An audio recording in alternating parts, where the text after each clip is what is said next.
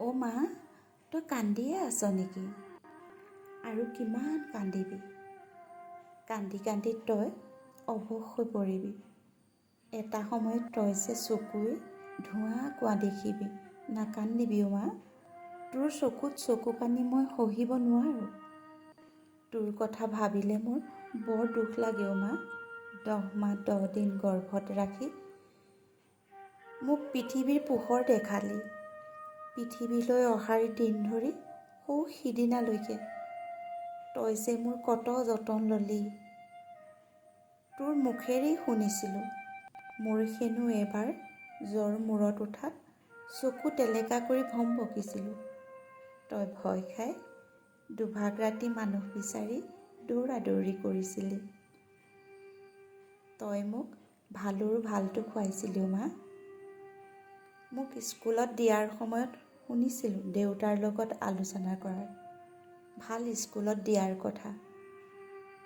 তহঁতি আশা কৰা মতে জীৱনৰ প্ৰতিটো ঢাপত এধাপ এধাপকৈ সুখ্যাতিৰে উত্তীৰ্ণ হৈ মই এইচিৰ ছাত্ৰ হ'লোঁ বহু সপোন বুকুত বান্ধি।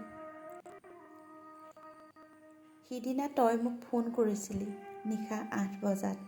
কি কৰিছ বাবা? মা, মই পঢ়ি আছোঁ। কলৈকো ওলাই নাযাবি দেই বাবা। অ' মা, তোক কথা দিওঁ কথা ৰাখিব নোৱাৰিলোঁ মা। কি হ'ল জানো?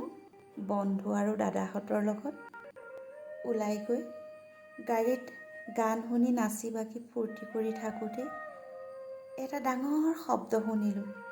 তাৰ পাছত আৰু একো ক'ব নোৱাৰা হ'লোঁ। হয়তো কোনোদিনেই উভতি নহাৰ বাটেৰে গুচি আহিলোঁ মা। মোক খং কৰি নাথাকিবি অ' মা। মই যে তোৰ হিয়াৰ আমঠু আছিলোঁ মা। মই যে সদায় তোৰ হিয়াতেই থাকিম মা। ভণ্টিক বুজাবি অ' মা অধৈৰ্য নহ'বলৈ, মোৰ অপূৰ্ণ আশাবোৰ সাকাৰ ৰূপ দিবলৈ। মোক খং কৰি নাথাকিবি অ' মা। সকলো পাহৰি ক্ষমা কৰি দিবি।